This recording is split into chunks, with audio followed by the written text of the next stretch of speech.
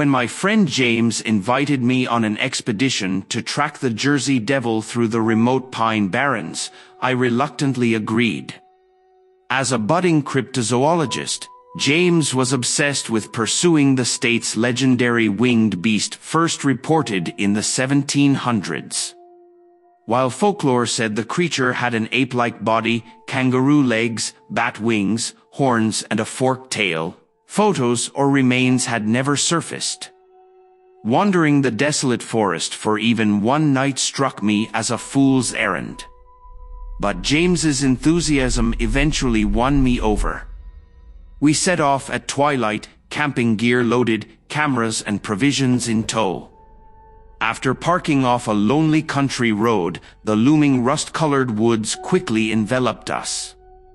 James led the way, scanning for tracks or claw marks on trees as I recorded our progress. But all remained quiet except the wind sighing through barren branches. Several fruitless hours later, a distant screech like mangled steel pierced the silence, freezing my blood. James gestured ahead with gleaming eyes. A second nightmarish cry erupted, closer now. Every animal instinct told me we should flee. Instead, we crept toward the unearthly sounds. An acrid odor and trampled vegetation marked a site of recent struggle. In a small boggy clearing lay the mutilated carcass of a deer, entrails spilling from its savage torso. James circled the gruesome scene attentively. This took massive strength, bones snapped clean through. And look at these wounds. Only one known predator could have done this. His inference didn't need stating. The attack had happened mere hours ago, judging by the fresh gore. Chills ran down my spine imagining the creature that overpowered this deer still lurking nearby. James seemed emboldened, but I no longer felt any desire to encounter the Jersey Devil in the Stygian forest. Trudging back to camp drained by the late hour, we suddenly heard a rustling directly behind us. Whirling around, James' flashlight revealed only still woods. Yet some large animal was shadowing us just out of sight. We hurried on, but the thing paralleled us through the thickets, circling hungrily. Heavy hoof-like footfalls crunched the frozen leaves as twigs snapped. Closer and closer it crept, toying with our fear.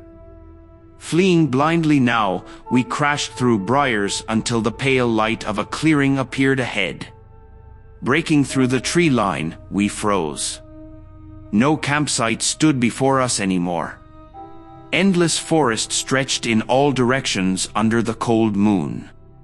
The winding trail we'd marked was nowhere to be seen. Panic rising, I realized the disorienting woods had somehow shifted us off any mapped path. We were hopelessly lost at the mercy of the predator that even now watched from the pines. Resigning ourselves to spending the night exposed, we took turns huddling by the small fire James managed to ignite, holding off encroaching dread. No more unearthly sounds emerged, only deafening silence. But we both sensed a presence patiently observing just beyond the firelight's reach. My watch read 4 a.m. when a shrill shriek jolted us fully awake. The ring of darkness surrounding our campsite had come alive, a dozen glowing red eyes hovered just at the tree line. We had stumbled into the devil's lair. Grabbing burning branches as weapons, we stood back to back. The eyes crept forward, revealing hunched, vaguely humanoid figures covered in mangy fur. Their contorted limbs bent in impossible directions as they crept toward us snarling. With our firebrands we managed to scare off the smaller creatures while their larger leader lingered in the shadows. But they would surely regroup for a frenzied final attack. We had to escape these hellish woods now. Guided only by James' compass, we ran for what seemed like miles through the black maze of trees as the pack shadowed us relentlessly. Their shrieks and howls gradually receded until preternatural silence took over once again. Somehow we had lost them. But lost ourselves even more profoundly in the process. Just as hope drained away, I spotted a faint light flickering between distant trunks. We stumbled desperately toward that beacon through snarled thickets and hanging vines until the trees spit us out onto an empty gravel road, washed in dawn's glow. Salvation. Some protective force dwelled out here, patrolling the fringes to keep the pine's ancient evils from straying beyond. We had emerged through the veil as the sun rose. Luck alone spared us from that endless night. We renounced our hubris in venturing blindly into a domain whose dangers we could scarcely comprehend, let alone expose. Some mysteries are meant to remain shrouded, not brought to light. Ancient things slumber in the hidden hollows of nature, never meant to awaken. What we witnessed in those bleak woods will haunt us both forevermore, the savaged carcasses, glowing eyes, unnatural movement of the landscape itself. And above all, that presence which tracked us constantly, just out of sight, luring us deeper into its lair. Neither science nor reason could explain it. We had glimpsed the impossible, that the Jersey Devil's reign of terror was no mere legend.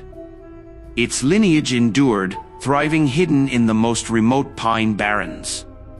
A breed of creatures so elusive, primeval and cunning they will never enter mankind's orderly taxonomy nor museums.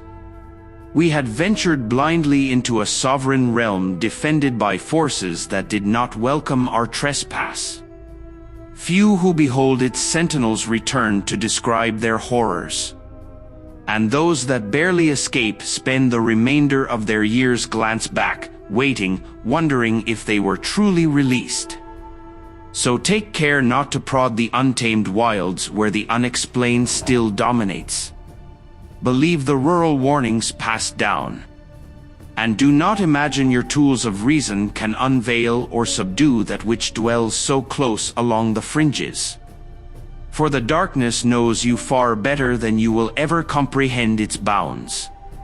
Some territories acknowledge no earthly power or explanation. We were meant only to skirt their edges, never to enter uninvited or overstay our welcome. Out there tread only with utmost caution and deference. For the pines continue holding their silence, as they have for eras untold. But within the gnarled forest, watching and wailing, prowls the undying spawn of New Jersey's primordial boglands, king of its domain. Ever a mysterious guardian of sacred places that shall remain wild.